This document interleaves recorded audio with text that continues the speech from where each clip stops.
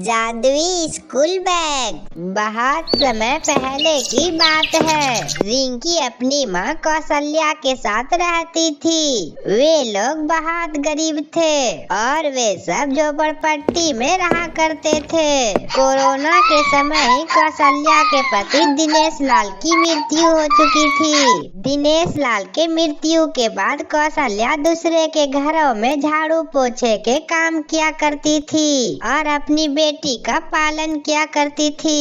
अभी रिंकी सिर्फ 5 वर्ष की ही थी और उसे पढ़ने लिखने का बहुत शौक था, लेकिन गरीबी के कारण कौशल्या सिर्फ अपनी बेटी को 2 वक्त की रोटी के अलावा और कुछ नहीं दे सकती थी। कौशल्या जिस घर में काम किया करती थी उसकी मालकिन सुमन बहुत ही दयालु आदमी थी और वह कौशल्या की स्थिति बहुत अच्छे से समझती थी।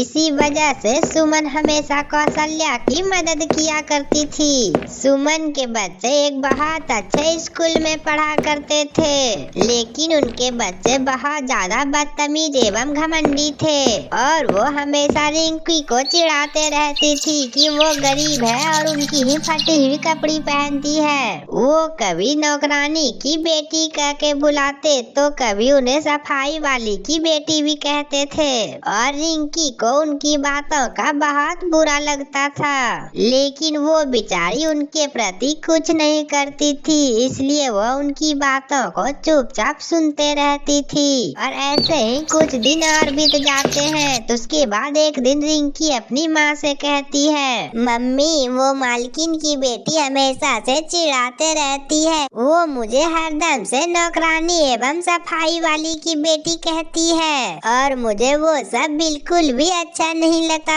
और वो ये भी बोलते हैं कि तुम तो हमारी पुरानी कपड़े पहनते हो। काश मम्मा हम लोग गरीब नहीं होते तो वो लोग मेरा मजाक नहीं उड़ाते। कोई बात नहीं है बेटा, वो अभी बच्चे हैं और उनकी बातों का तुम बुरा मत माना करो।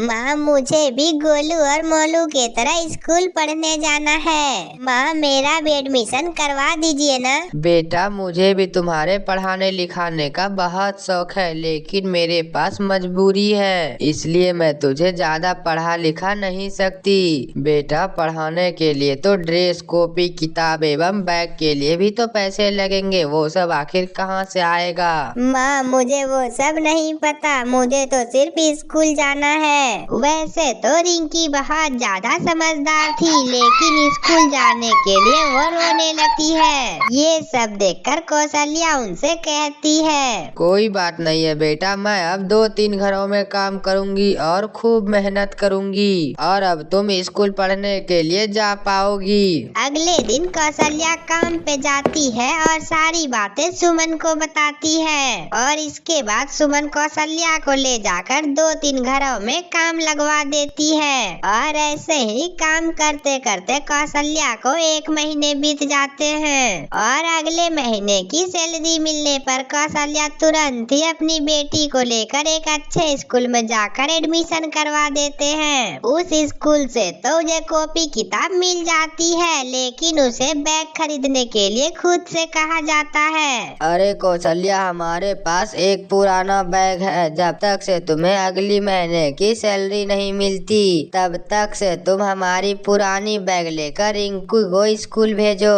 अभी तो तुम्हें उसे ड्रेस भी दिलाना होगा। हाँ ठीक है मालकिन। रिंकी अब स्कूल जाने लगेगी। ये सुनकर रिंकी बहुत खुश हो जाती है, लेकिन वो चाहती थी कि सभी बच्चों के तरह उसे भी सारी चीजें नई नई मिले। तभी वो सोचती है कि कम से कम हमारा स्कूल जाना तो शुरू हुआ। लेकिन रिंकी जब अगले दिन स्कूल जा रही थी तो उसके रास्ते में ही उसका बैग फट जाता है। उसके बाद वो निराश हो जाती है और वह हाथों में ही कॉपी किताब लेकर जाने लगती है और कुछ दूर जाने पर उसे एक बैग दिखाई देती है। वो बैग को देखकर मन ही मन सोचती है, अरे ये बैग कहाँ से आ गया? लगता है किसी का यहाँ पर छूट गया होगा। आज मेरा स्कूल का पहला दिन है, कहीं लेट न हो जाएगी, इसलिए वो जल्दी जल्दी आगे बढ़ती है। थोड़ी दूर आगे चलने पर रिंकी को एहसास होता है कि कोई उसका पीछा कर रहा है। जैसे ही वो पीछे मुड़कर देखती है तो उसके पीछे पीछे बैग भी आ रहा था। अरे ये बैग मेरे पीछे पीछे कैसे आ रहा है? लगता है इस बैग में कोई भूत है। अब रिंकी डर के मारे वहाँ से भागने लगती है। रिंकी आगे आगे और बैग पीछे पीछे चला ही जा रहा था। तभी बैग अचानक आगे होकर उसके आगे आ जाता है और रिंकी ये देखकर डर के मारे रोने लगती है। मम्मी मुझे बचा लो, मेरे पीछे भूत आ रहा है, मम्मी बचा लो। पहले तो तुम रोना बंद करो और डरो मत। बैग से आवाज आता देख रिंकी चुप हो जाती है। अरे तुम क्या चाहते हो और तुम मेरा पीछा क्यों कर रहे हो?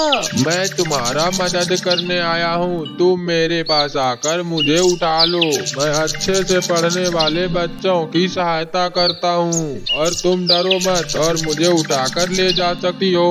ये सब सुनकर रिंकी हैरानी से उस बैग को देखती है और इसके बाद रिंकी उस बैग को उठा लेती है और स्कूल की तरफ जाने लगती है और रिंकी उस बैग से बातें करते करते स्कूल तक पहुंच जाती है। बच्चों, आप सबको मैंने ड्राइंग बुक लाने को कहा था, लाई हो क्या? अरे मैडम, मैं तो ड्राइंग घर पर ही भूल गया हूँ। लेकिन जब टीचर रिंकी से पूछती है तो रिंकी उदास हो जाती है। तभी बैग में से आवाज आता है, अरे मेरे अंदर सब कुछ है, तुम जो चाहे निकाल लो। और जैसे ही रिंकी उस बैग में हाथ डालती है तो उसे ड्राइंग बुक मिल जाती है। ये देखिए टीचर, मैं लाई हूँ ड्राइंग बुक, जिसे देख सभी बच्चे हैरान रह जाते हैं। और जैसे ही टिफिन होता है तो सभी बच्चे अपना लंच बॉक्स करने लगते हैं और रिंकी उदास हो जाती है क्योंकि रिंकी ने लंच तो लाया ही नहीं था। और तभी रिंकी उदास होकर कक्षा से बाहर जाने लगती है। तभी उसे बैग आवाज लगाकर कहता है, कहाँ जा रही हो रिंकी? मैंने तुम्हें बताया था ना, मैं जादुई बैग हूँ। मेरे अंदर टिफिन है, तुम उसे निकाल लो और तुम्हारी जो इच्छा हो आंखें बंद कर कर मुझसे मांग लो। तभी वहाँ पर रिंकी आंखें बंद करके कहती है, हे जादुई बैग, मुझे छोले भटूरे और रायता चाहिए। इतना बोलने के बाद वहाँ पर छोले भटूरे और रायता आ जाता है और उसके बाद वहाँ पर रिंकी बड़ी चाव से खाना खाने लगती है। तभी क्लास के सभी बच्चे उसे हैरानी से देखने लगते हैं और स्कूल से छुट्टी होने के बाद रिंकी घर जाकर अपनी माँ को सारी बातें बताती है और इसके बाद कौशल्या और रिंकी को जिन भी चीजों की जरूरत पड़ती तो वे बैग से मांग लेते थे। और ऐसे ही कुछ दिनों बाद कौशल्या दूसरे के घरों में काम करना बंद कर देती है और वह जादुई बैग की मदद से एक अच्छी खासी दुकान खोल लेती है और वह इस वजह से धीरे धीरे तरक्की करने लगती है और वह देखते ही देखते बहुत अमीर हो जाती है और वह दूसरे लोगों की भी मदद बहुत अच्छे से करती है और वह दूसरे लोगों को दान भी करती है। तो हमारे प्यारे दोस्तों, कैसी लगी हमारी कहानी? अगर अच्छी लगी हो तो वीडियो को लाइक करके चैनल को सब्सक्राइब करना ना भूलें और मिलते हैं अगले वीडियो में। तब तक से बाय बाय।